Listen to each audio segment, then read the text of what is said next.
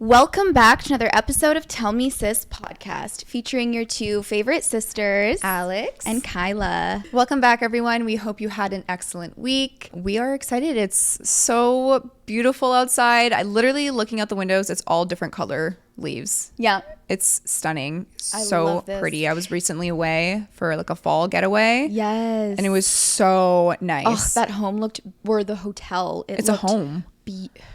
Someone's so home. nice. I had a few friends message me. They're like, where did your sister stay? And I was like, go look at her page. I'm sure you tagged. Oh, yeah.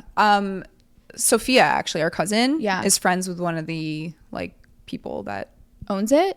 I don't know if she's friends with the one who owns it, because it's like our cousin Steph's best friend, his uncle who owns it. Okay. And then like they have a business partner who is friends with Sophia. Okay. So like it's kind of confusing because they're all like family friends. Yeah. So I'm like, I don't know who technically owns it, but they are all like kind of own it. They're all working for it. And it was previously just a family home, Okay. which is wild. That is crazy. And it's in Quebec. Like, I want to go. It's so beautiful. I really want to go. Oh gosh, it was like the best. And we were there with our friends and their kids, and the kids were like freaking out because they'd never been in a place that looked like that before. I mean, I really hadn't been in a place that looked like that before, but I mean, I guess the Hamptons house when we were there for Revolve was like a huge mansion. Yeah. And it was kind of like similar to that. Yeah. But to have the whole house to ourselves, like I've never experienced that. Oh, it was like beautiful. Yeah, it was so cool. Like the videos and pictures that you posted, I was just like, wow, I really want to go there. I actually like looked up the location and like how long it would take to get there. I was like, that's like, it's Prime. stunning. And Dan and I were like, we should do our vow renewals here.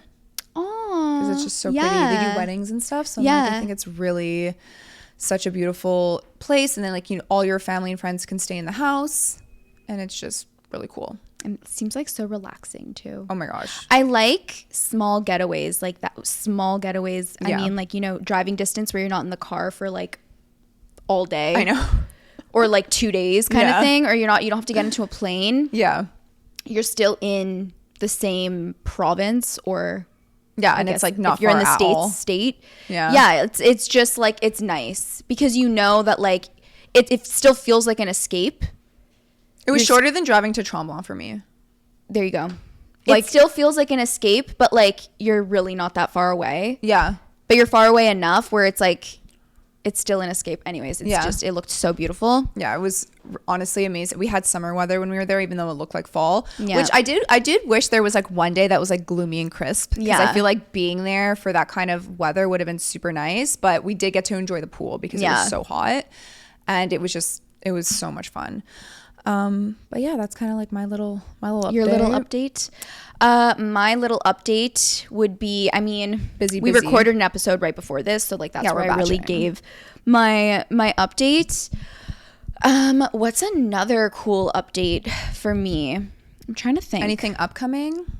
I'm going to be going to Punta Cana at the end of November. I'm going to be away for my birthday. Oh no, it's your birthday. Yeah, I'm going to be away from November 30th to December 6th or 7th. Okay. We can celebrate when you get home. Yes.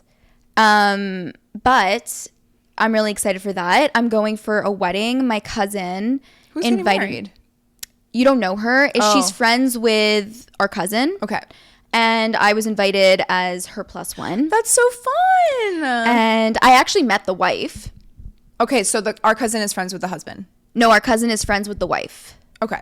And I met her because they're friends. I like how I said the wife and the husband, they're not married. The groom and the bride. Yeah, the groom and the bride. I was saying the same thing. Yeah. Yeah, so I met her. She's so sweet. She's the nicest girl ever. And I'm just so excited because it's like I'm going to be getting away to like nice warm weather in the winter. And like I'm going to be with like my cousin is also my best friend. So like I'm really looking forward to it. That's going to be so fun. It's going to be so fun. And like I'm so excited. The pictures. I know. I was telling her on the phone yesterday. I was like, we have to get really good pictures. Do you have bathing suits? I have so many bikinis, but I think I'm still going to like buy some stuff. Like I want to buy, because I've never been to a wedding in like a destination wedding and like beach wedding and like very much like beach weather. So like I'm looking, I don't know what dress. She has a gorgeous dress that she got from Zara. She wore it to her friend's wedding in Capri. And it's like, it's brown and not leather. What am I talking about? It's silk. It's brown silk, super open in the back, so like beautiful. Down to like above your butt crack. I love that. And the front is like a halter, but it like goes around your neck. So it's a little bit of like nice. Like a little mini, actually, I don't know, like I've only seen it in pictures and like mainly the back, but like I think it has the turtleneck kind of vibe, but like not too big. Anyways, I think that would be really nice. It's a long dress. Cause that's what I was thinking. I was like, obviously there's going to be, you know, the night before the wedding, there's like a pre-wedding like celebration. Yes. You go and like have dinner, you party and everything. That I wouldn't wear a super long dress, but like for the actual wedding, I was like, because it's like I don't know. You definitely need like I think maxi dress would be the best. Yeah, that's what our cousin was saying. Can I say her name? I don't know. I was wondering why you're not saying it. I just won't say her name just in case. I know exactly who you're talking about. Yeah. But yeah, she was like, I'm definitely going to be wearing a long dress for that. So, and she offered to like let me wear that dress. And I was like, you don't want to wear it? She's like, well, I already wore it in so you're going to wear that dress? So I'm going to try it on. I'm going to see. But like, you know, like you never know. Maybe she'll change her mind. She decides to wear it. So like, just in case, I still want to browse. I also have dresses already. Yeah. But I don't have any dresses that I'm like, oh yeah, this is definitely like what I'm gonna wear. I have a really nice gold silky long dress. It's open back. The straps are like spaghetti straps. Oh, I know. I know which one you're talking about. But I already like have pictures in it, and like it always comes down to the pictures, right? I know. One of my friends, actually, what she does for weddings is she rents a dress. So it's like it's not Rent the Runway, but it's something like that where you literally, it's a company in Canada. I think it's in Canada. Maybe it's not, but I can ask her if you want, where you can like rent beautiful dresses for an event. So either a wedding, or if you're going on a red carpet, or you're doing like a business event, a 5 à 7, and like you need something that's like a bit more formal or cocktail or whatever. But it's for one event. Ooh. And so if you send it back and it's not ripped, there's no stains, like you get your money back. So like they'll take like a small percentage, but instead of spending money on a new dress, you spend like, I don't know, shipping. Oh my God. That is so genius. Yeah. So it's like she does it all the time. My friend Kelsey, she literally rents her dresses for because she has so many weddings that she's been going to. Yeah. The past few years, it's like one thing after the other. So she was like, I need a new dress for every event. Like that's just how I am. Like she's like, so I need to figure this out. And her friend told her about it. So she's been doing it. She loves it. And so it's funny because she had ordered this like super bright red dress to wear to a wedding. And her mom was like, you cannot wear red to a wedding. Do you know what that means? And my friend was like, no. And there's a whole history behind it. But I was like, honestly, nowadays. Me wearing a red dress to your best friend's wedding.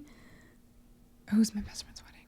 Cat Grizzly. Oh, yeah. But I was going to say, like, it's not a thing anymore. Oh, okay. So I was like, Kelsey, it doesn't matter. Yeah. Like, I also have another red dress that I was like, oh, this is really nice. But I don't know, like in the Dominican, like, do I wear red? I think check out the web. I'm going to get it from Kelsey. Check it out. Okay. See the vibe. Because if you just want something for photos and for the one wedding, and then you don't want to spend money on a whole entire dress because you have so many already. Yeah. Then try it. It's a genius idea. Okay. Yeah. Like I think honestly, it's so smart and sustainable. Yeah. I don't want to, like I have already a few long dresses, but like it's the type of, with weddings, it's like, it's the type of thing where you don't want to rewear the same dress, even though like you can, especially if it's like with a new group of people. Yeah. But like, when the heck do people really wear long dresses? It's really just like weddings or in like really formal events. I wear long dresses all the time for like most events. No, but like in the summer, like a lot of the long dresses, because like I also own summer dresses that are long, but like they're not fancy enough to wear to a wedding. Like I'm talking about like the more formal long dresses. I understand. You know? Yeah. Especially like the destination, so it's hot weather. Yeah. Because I have a lot of maxi dresses. I mean, they're more on like the they're not super casual. They're not daytime summer dresses. They're nice dresses, but not like wedding nice. So I get that. I've also been going through a phase where my wardrobe, it's very much, I like basics, like basic colors, solid colors, but like timeless. You could, and like what's it called? Versatile. You could dress it up, you could dress it down. But also at the same time, like, it's a little too basic now. And I'm trying to get more, like, elevated, like, nice work outfits, like, you know, blazers. Yes. Workwear. Yeah, exactly. But then also, like, nighttime outfits where it's, like, you know, really nice tops that are, like, kind of, they're still timeless and versatile, but, like, a little bit more on, like, the sexy side kind of thing. And, like, I don't know what I don't know what to wear. Like, I don't know what to get. I don't even know. I've been looking on Pinterest like crazy. My favorite for inspo. Yeah. And, like, there's a lot of really nice things on Pinterest, but, like, I don't know. I'm like, what's trending right now? I see so many timeless, like, basic pieces, but I'm like, then I see, like, certain things that girls wear and, like, on Pinterest especially, and I'm like, it's really beautiful, but, like, realistically, imagining myself wearing that to a restaurant in Montreal, it's like I would feel crazy. Yeah, you also need to feel comfortable in what you're wearing. Yeah. So we're gonna get into the topic today because Kyla posted a story on Instagram just talking about butterflies. Yeah. Because I used to always think butterflies is like a good thing when you're talking to someone. It's like, oh, you're nervous, you're excited to speak to them. But then also I would get butterflies before a big exam or before a competition, and I'd get nervous, and, like, it's the same kind of feeling. It's like almost like beginning of fight or flight, which is normal, I think, at the beginning of relationships because you are nervous. Yeah. You know, it's like it's new. Nervous or excited. Or, like, when you get excited and you're giddy and you get, like, those butterflies and stuff. Yeah. But yeah, and I think that's totally normal. But then I was also reading recently that, like, sometimes butterflies, like, can also mean, like, a dysregulated nervous system. I'm not saying this is, like, all the time if you get butterflies that's what it means, but, like, it can also mean a dysregulated nervous system.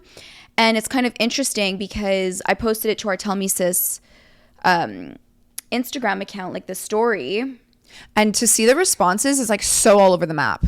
Exactly. Like, I want to read some of the responses. Like, some people are saying that butterflies for them was never a bad thing. Like, they've been with the person for 10 years now, they're married, and they still get butterflies. Okay.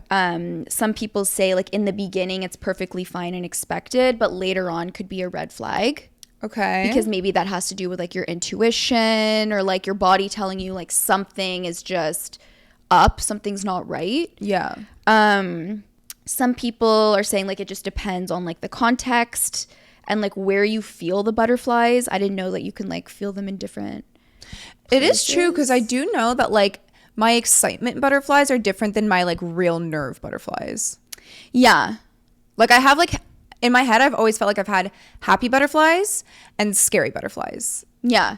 And maybe they're the same and I just, like, associate one with the other. Yeah. Some people are saying, like, I think initial butterflies are a green flag because you're just nervous to meet a new person. But I'm saying more in, like, when you're already involved with someone, whether it's a relationship, a situationship, or you've, like, just been, like, you know, you're not necessarily nervous to meet the person for the first time, but, like, you've been hanging out with them for a little bit of time and, like, you get butterflies. I definitely think I agree with the person that says it depends, like, on the context. Me too. And then one person says it's a red flag. Another person says, I think it depends. I've been with my fiance and I didn't have butterflies. Instead, he felt like home. And that's why I was thinking about it because.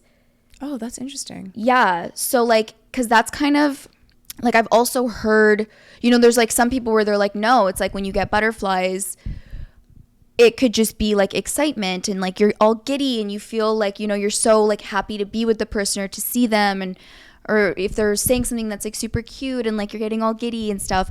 But then, like, there's also some people that are like, no, like, the person just felt like home to me. It felt safe. If anything, it felt kind of boring at first because my nervous system wasn't used to feeling safe and comfortable and being in something good for me. They were used to, like, in the past being in, like, situations or, like, relationships that were, like, chaotic. Yeah.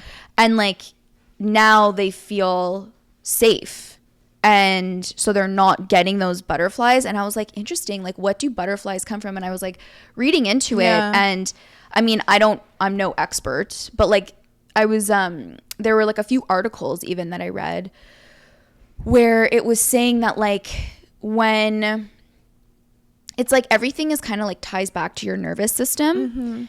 And when your nervous system is a lot more relaxed, things can actually feel boring, and you could still get excited. And like you could know that like, yes, I like this person, or like I'm excited to see this person, but like you're not getting butterflies. Butterflies normally has to do a little bit with like nerves. So from my understanding, I could be wrong. And so it has to do with your nervous system being a little dysregulated. But also, again, it could be from like past, is key, because it also could be from past trauma too, right? Like maybe you've been really in a situation that has hurt you a lot, so you don't trust as easily as normal, and you get butterflies more often because of that, even though it is a not a red flag, you know? Or like a lot of people, all they're used to when it comes to dating is like they equate chaos with connection, right?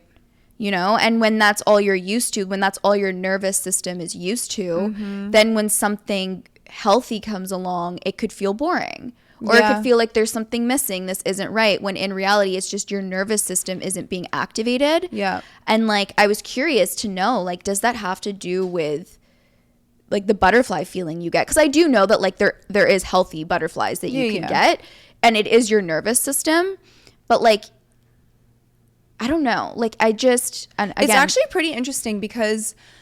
Okay, so for example... I'm going to give a personal example. Yeah. So there was someone when I was, like, younger that... Like, I would always have crushes on guys, whatever. It was, like, very normal. I always had, like, a different crush of the month, you know? Whatever I was doing. And, like, I would romanticize my life with them at, like, as early as, like, 12 years old. Like, I can remember doing that. And then there was this one guy that I was very much like more into than all the other guys, like as I got older, and I always would get butterflies with this person. And I would feel like so nervous, and like I would overthink everything, and I really, really liked them. It wasn't just a crush, like I really liked them, and they definitely like gave me a lot of attention, so that like kind of fed into it. And anytime his number would like pop up on my phone, I would get that like butterfly feeling. Yeah. But it's because also like it was never an official like dating thing. He was never my boyfriend. I guess it was a situationship is what the kids call it nowadays. Yeah. But it was definitely like that sort of vibe. But I liked him so much, and so it really like kind of messed with me, and I felt there was like so much chemistry and so much passion in that. But because it was never official, it was very confusing for me. It was like a push-pull dynamic. Yes. And also like as soon as I would pull away, then that person would come back, and like vice versa type of thing. And then so finally when later on, like years later, I started dating Daniel, I didn't have that same kind of like butterfly, like excitement feeling. And I used to think that like, oh, it's because I've known him my whole life. Like we swam together growing up, and like, yeah, I'd get like excited and like nervous to like go on dates with him, whatever, and like I definitely had feelings, but it wasn't that same like gut butterfly of like nerves of like whatever. And I used to think like, does that mean that Dan's not my person?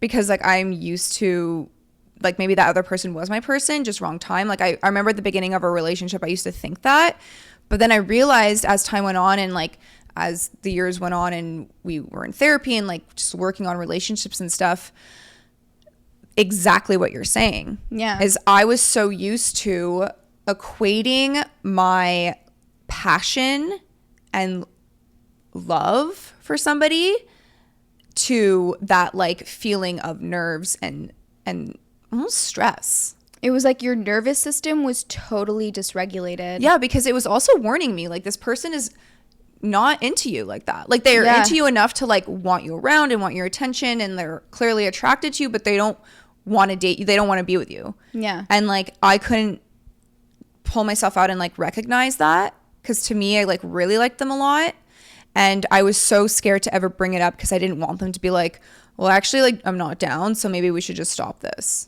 Yeah. You know, like I was so scared of that, so I had no voice, I had no confidence.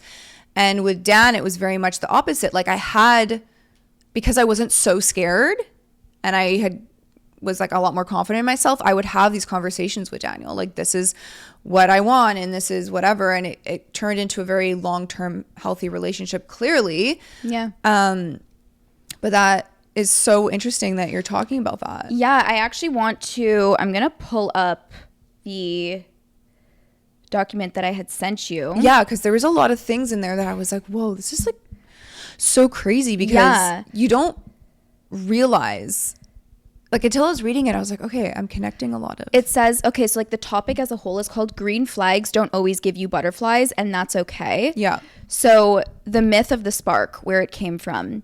Movies and teen love stories taught us that butterflies equal love, that instant overwhelming chemistry is sold as the gold standard of romance. And then it says intensity versus compatibility. Many people mistake a rush of adrenaline and emotional chaos for connection, but chemistry isn't always a good sign. Sometimes it's just familiar dysfunction. Why healthy love feels foreign. If your past relationships were unstable or triggering, stability can feel boring at first. Yeah. Healthy love isn't always loud. Sometimes it's steady. And then it says green flags in real life. Emotional availability. Someone who communicates openly, doesn't play games, and makes you feel heard. Consistency and follow through. They say what they'll do and they actually do it. No roller coasters. Respecting your boundaries. They don't test your limits to see how much you'll tolerate. They respect you from day one. Feeling safe. They make you feel calm instead of anxious. That's a green flag, and even if it doesn't give you a dopamine spike. Why the spark can be misleading. The dopamine hit. Unpredictability mimics excitement, but what feels magnetic can actually be your nervous system on high alert. Trauma bonds. The spark can come from feeling emotionally unsafe because it mirrors old wounds. That's why instant chemistry can be dangerous. Yeah. Peace doesn't equal boring. Sometimes what feels boring is actually your nervous system relaxing for the first time. And then it gets into the whole, like, you know, how attraction can grow over time. Like, saying slow burn is real. Attraction can deepen when you feel seen, respected, and understood. Emotional intimacy can ignite physical attraction. Chemistry versus chaos. Just because it doesn't feel explosive right away doesn't mean it isn't real. Chaos isn't a prerequisite for love. Personal anecdotes. This is where you can talk about... Never mind. Cut that out. Okay. And then there's a last point that says rewiring expectations. So getting comfortable with slow burn. It takes maturity to sit in something calm without sabotaging it for excitement. Mm-hmm. Security over addiction. Choose the person who shows up, not the one who makes you spiral. Noticing self-sabotage. If you start nitpicking someone who's good for you, that might say more about your nervous system than the relationship. No attraction versus slow building. Lack of attraction from day one and resistance to closeness are different from attraction that grows quietly. So, like, I also think, though, like, that I agree with a lot of that, but I also think it can come and go in waves too. Yeah, exactly. Like, and just because you have that spark with someone from the get-go and that nervous thing doesn't mean it's a bad thing. Like, yeah. I think it's just we think for the most part, most of us think that, like, you need to have that, like, crazy chemistry in order for it to be a healthy relationship. And I think what we're trying to say is, like, you don't need that. Like, if you have that, it could be a great thing. It can maybe be a negative thing. I think it really depends on, like, the person, what you want. It's also timing too, right? And, like, your history, their history. Yeah, like, for me personally, I was, like, stuck in a certain pattern for years. Yeah. I would say, like, 8 years, almost 10 years. Not 10 years, actually. But, like, for years. It was a solid, like, over 5 years where, you know, I wanted to be... Because I was always in a long-term relationship when I was younger. I had my first boyfriend, which was, like, 2.5 years.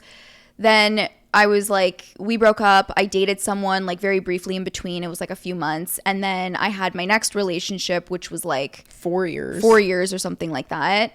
And then after that relationship ended, I really wanted to be single because I had never experienced single life. And like the way my last relationship at the time had ended, like the 4-year one, it was, I mean, we were so much younger. He's a good guy. He's not a bad person at all.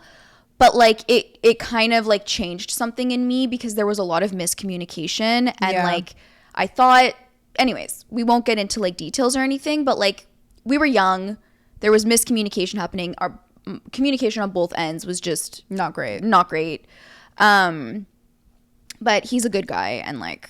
But it changed something in you. It changed something in me. And, like, I had trust issues, and I was also very much like dismissive, avoidant, like wanted to be single, did not want to get close to anyone, like wasn't even aware of like my own feelings. I would like rationalize everything. I was like not getting attached to anyone. Like anytime someone would get too close to me, I would like push them away. It felt like a fucking threat to my nervous system. I pushed them away. But the guys that any guy that seemed to like me and want to be with me, in my mind, I was like, what is wrong with this guy? Like, ew, it would give me the ick. Really? And I was always more attracted to guys that were like emotionally unavailable and like just out of reach, but like they would breadcrumb, and like I was getting myself into like those situationships, and this was going on for a while. And when it started, I was much younger and I didn't have much experience being single. I was like 20. I had just turned 24. Okay. And then over the last, like, I would say 2 years, 3 years, like I have become a lot more self-aware. I've matured a lot. I have a lot more experience. But still, I would catch myself being more interested in guys that were not interested in me, but like would still give me like the breadcrumbs. Yeah. And the guys that did like me, I would be like, no, like I'm not interested, you know, like I would just kind of like push them away. And then I had an experience where I was like involved with someone. Anyways, it was like, it like woke me up, because I was like, okay, why did I put up with XYZ? Yeah.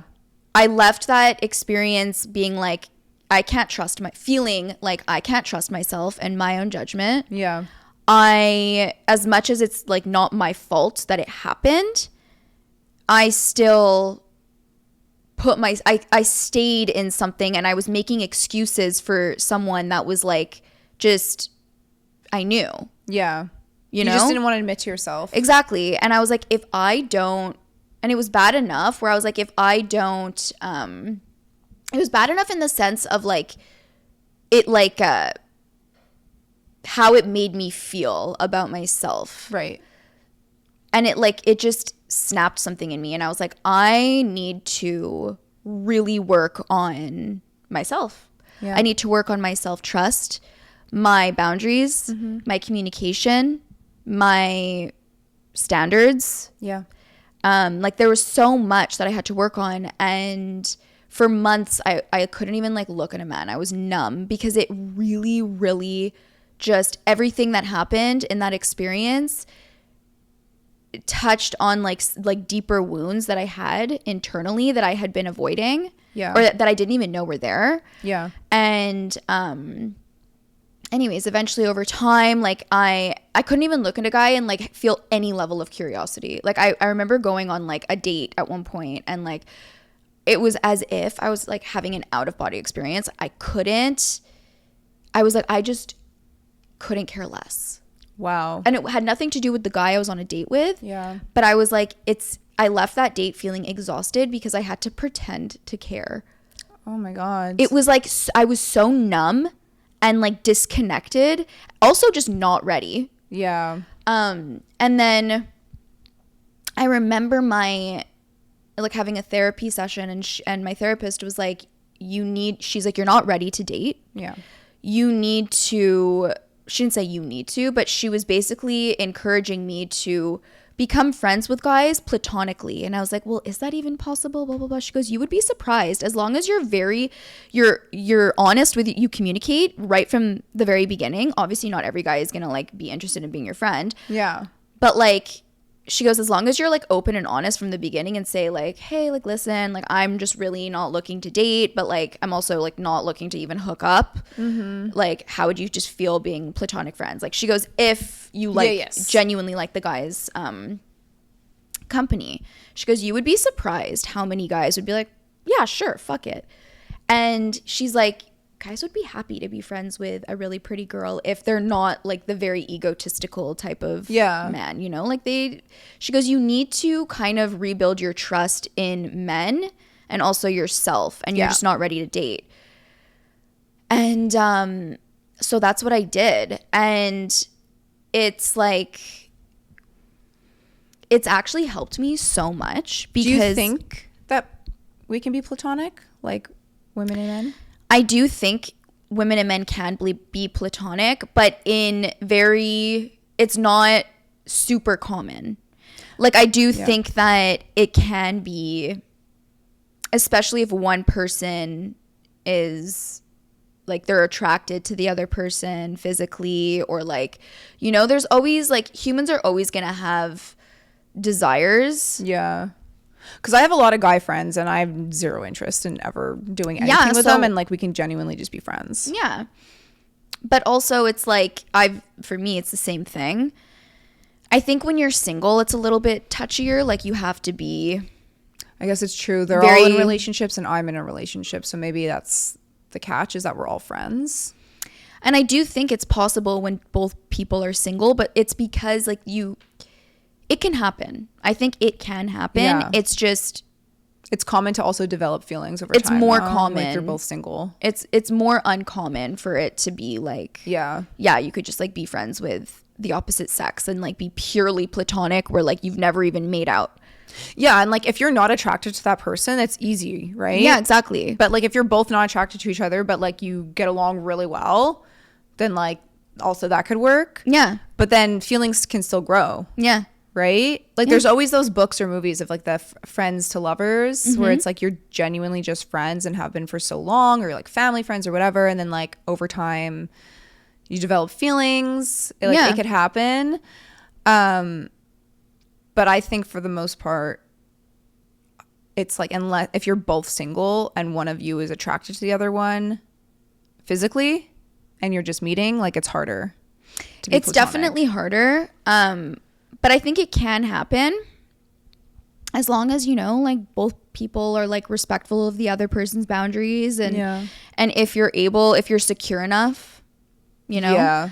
Then, I guess it really comes down to that. You know, you have to be secure in yourself and stuff. But anyways, all that to say, it's like, it's all about kind of, like, regulating my nervous system and rebuilding my trust in myself, in men and stuff. And that's why, like, when I met my current boyfriend, like, I was very much, like, closed off. Like, I had even told him, like, I just want to be platonic friends and stuff. And well, because that was you testing it, right?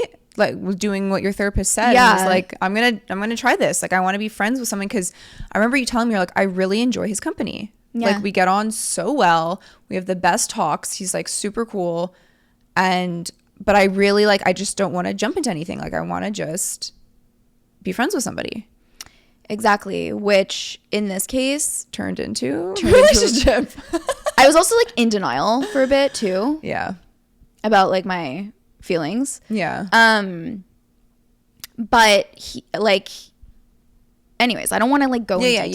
You don't have to. But, like, if I didn't go through that whole, like, complete change after my last experience, like, I still do think I would have valued and appreciated my current boyfriend, but, like, I would definitely still be a lot more, like... You would have been more in a toxic headspace. Yeah. Like, I wouldn't have, like, trusted myself as much, or, like... Right. You know what I mean? I don't know how to explain it, but you've been doing a lot of self-work. Yeah. And I see the change in you on the daily, and I think... because you're trying so hard to work on yourself. And here's the difference here with therapy is, like, you can go to therapy and get validated and it feels good in the moment and then make zero change, right? Because at the end of the day, it's your decision what to do.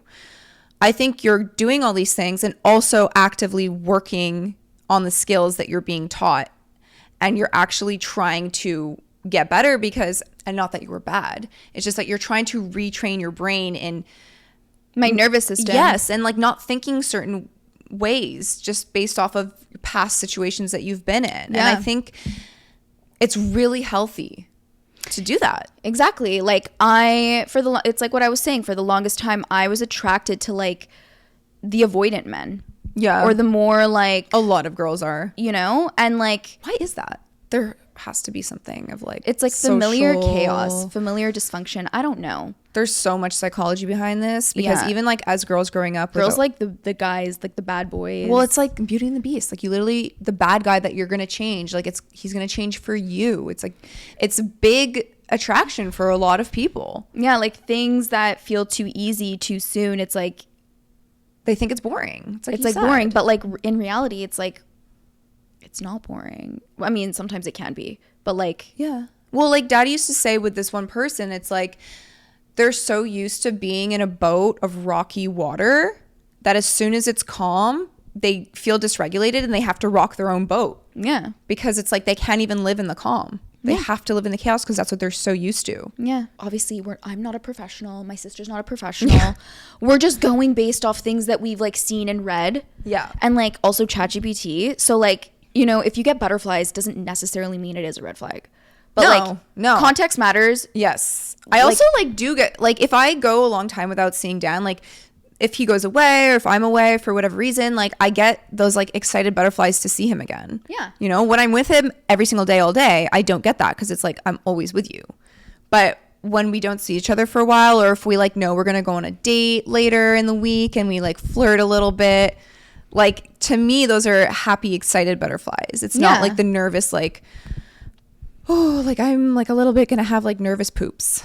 Because this person is like talking to me, or I know they're coming over, or whatever. You see their name pop up on their phone and on your phone, and you're like, oh my God, they texted me. Yeah, it's like that feeling, which can be a fun and exciting feeling, but also it's, again, when it's inconsistent, and you're getting butterflies because of like, oh, now you're hearing from them, or now they're giving you attention. Like, that's not a good thing. Yeah, like that was my old situation. Yeah, it was, and like, that was a situation for me for like years.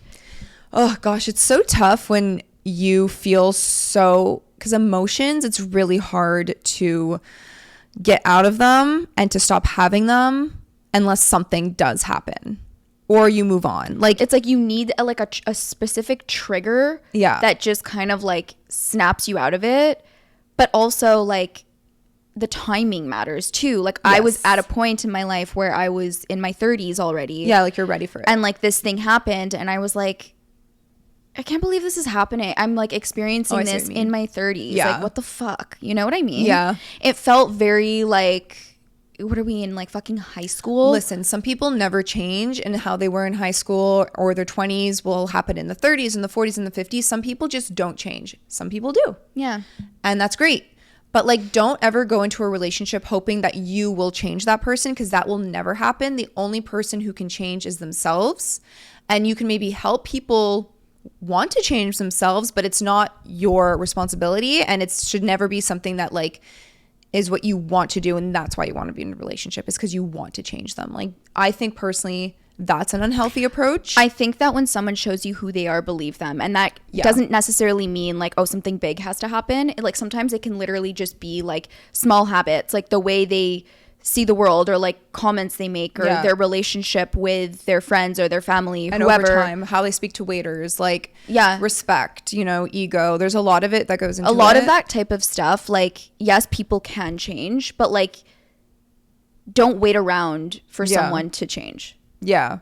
Like, I think there are so many people in this world, and for the most part, a lot of people end up just dating whoever's in their town, because that's just like what they're used to and like who they're around, and there are so many options. So like, don't feel like you have to settle just because of whatever timeline you think you're on, and you're basing yourself off of your peers or family or pressure. It's like, would you rather settle and be unhappy down the road because you settled, or take your time and build something that is long lasting, that you will be happy down the road in the future? How someone makes you feel, like when you feel genuinely safe and calm and heard, respected, like all these like good things. Like obviously no one's perfect. There's gonna always be like bumps in the road and stuff. But like overall, when you're around someone and like you genuinely feel good and safe in their presence, like, I totally forget the point I was about to make. No, I think. Oh, yes. That is so much more important. Personality is the most important thing. Someone's character is the most important thing, because yes, everyone loves a good looking man or woman. Looks fade. Yeah. The personality is there. Yeah. So like the whole thing with women being into like the bad boys, like that bad boy that you're so into right now, one day he's gonna be way less attractive. Yeah. And still treating you like shit. Because unless they want to work on themselves, but still, don't hold out on that. You know? Like, all you could do is better yourself. That's what I think. Yeah. And also, like, as time goes on and you're in a relationship, it's so normal for there to be like plateaus, then there to be spikes, then dips. Like, if ever you're in a place where you're like, I've been with this person 4 years and I feel like it's kind of boring, does that mean that that's not my person? Like, that's normal. Mm-hmm. It's so normal. And like, context too, like when I had a baby, Dan and I were roommates. We weren't lovers, we were roommates, you know? Mm-hmm. And then that goes away and you work on your relationship, and like, it all comes down to communication. Yeah. If both people are able to communicate, then... And be open to hearing the other person too, right? Yeah. It's not just about expressing yourself, but being open to hear the other person's point of view and both work on it. Yeah. It's a two-way street. Yeah. And I think that's the most important thing. And the thing I had to learn the most is that, like, I can't just only communicate my side and expect other people to change without really opening up to hearing what these people have to say, and then like looking inward. Yeah. And working on myself. Yeah. Taking accountability, practicing respect, communication, having that trust within each other. But also just trusting yourself. Yes. And like finding someone who, you know, like, you just need to be okay with the fact that, like, if you're in a phase where you really don't like guys who like you, mm-hmm. and you're more... Shoot. Yeah, sorry guys, the camera died, but we're gonna close up this conversation just by explaining that... What were we saying? I just think that it's really important to just try to be open-minded. Yeah. And like understand that, like, if sometimes, yes, someone is just genuinely not for you, and if you're feeling bored, it could genuinely just be like, no, this is just not a compatible thing. Yeah. And it's not for you. But sometimes it has to do with the fact that it's your nervous system that's not getting that, like, those it's your nervous system is not dysregulated, it's more regulated, and that can feel boring at first if you are only used to chaos and dysfunction. But if you're the kind of person that you need to have a little bit of like excitement in your life, like, and it's boring forever and you don't want that, then that's also something that you can look at. No, but like, yeah, exactly. Like, but if it's not what you want. With boring... But like, not boring all the no, I'm not saying boring all the time. Like, don't be bored with someone all the time. Like, it could still be exciting and fun. You do things together. Like, you still need to be compatible. I think you're talking more about that, like questioning if they're gonna like treat you well or not, or like stay with you, or cheat on you, or like you're kind of like the stress of like being with that kind of... It's like the anxiety. Yeah, it's like the anxiety of like wanting to win, and like, are they gonna text me? Oh my god, they texted me. It's like the dopamine hits, you know? Yeah, it's the same like thing. A push-pull, hot and cold type of dynamic, a situationship that's very like almost like a trauma bond. How are like so many women, like how have so many of us been in those types of situations? Like how does that happen so often that like literally I can count how many of my friends... No, I can't count. Every single one of my friends. I think a lot of it has to do with like how society kind of like molds men and women. Like with women, I feel like we're kind of indirectly, or even sometimes very directly, told from a very young age that, like, you know, our worth is kind of dependent on a man choosing us. Right. And we need to look good. We need to act a certain way. We're more... emotional, we're more of like I don't know if I'm even explaining it properly, but it's just we want to be chosen, Yeah. Whereas the men, it's also an ego thing for us. Yeah. Because it's like, we were the ones to change him. We were the ones that he chose out of all the people. Like, think of all the movies and which stuff you is watch. like such a fucking lie, because a lot of the time, first of all, it could come down to the guy choosing another girl because maybe she's just easier. If it's, I'm saying in a toxic situation, it could be, one example is like he's choosing another woman because she's easier to control. Or maybe he's like, she has something that you don't, but it's not because of your worth. It's because like he's using her in some way for something and it's not genuine. Or it can come down just strictly based off like timing and logistics. Yeah. Or maybe they're just not that into you. And they're using you. Like, there's so many things to it. And I mean, there's a reason as to why things like freaking The Vampire Diaries, or what's the freaking show now? Summer I Turned Pretty. The two brothers obsessing over this one girl, fighting over this one girl, potentially ruining their own relationship with each other for this one girl. It's like such an ego thing for us to like freaking eat that shit up, you know? Because it's like, you wish to be that girl that like guys are fighting over. These two hot guys like fighting over you. You know, and it's like, oh, you have to choose which, you know what I mean? Yeah. But it's like, we eat that shit up. Yeah, we do. Really do. Whereas like if a guy watches that, they're like, this is fucking stupid. Like, that would never happen in real life. Because to be honest, I feel like that too. You do feel like that? Yeah, I have the same opinion. That's why you don't watch that. But at the same time, if something were to happen in real life where, like, let's say it's not two guys fighting over me, I would find that a little bit pathetic. I would be like, these guys are losers. Like, have some self-respect. It's, if anything, it would give me the ick. Okay. But like two guys who, let's say, don't know about each other and they're both very much into me and I'm entertaining both of them and they both want me more than I want them. It's like, that's like an ego boost. It's also very toxic. Yeah, super toxic. Like, that is like, I must be so insecure to be like doing something like that. Like, I need the validation. Every single person on this planet likes their ego to be stroked. Oh yeah. Like, it's a huge, like, good feeling. Yeah, it really is. And it's the hardest thing to Nothing good yourself. comes from ego, though. I know, but that's the thing, is that it's very vapid. Yeah. Like, it's very surface level. Like, it's not long-term sustainable. You know what I mean? Like, if you're living your whole life based off of the ego, it's not going to be a very good, healthy life. No, you're going to be very unhappy. Yeah. This is a very interesting conversation. I honestly would love to know your thoughts, like if you're watching, listening, whatever, because we do have another topic that we're for sure going to talk about next week, because it kind of goes hand in hand with this topic. Yeah. And it's just about like the culture and generalization of like hating men. Mm-hmm. And I think it ties in a lot with what we're talking about like society, how it raises women versus men and like this whole thing. So I think it's a really, really interesting topic of conversation. And if there's any questions you have surrounding that, definitely feel free to DM them privately if you want, or you can comment down below. Let us know your thoughts on that, because I think it would be a really fun conversation to have. Yeah.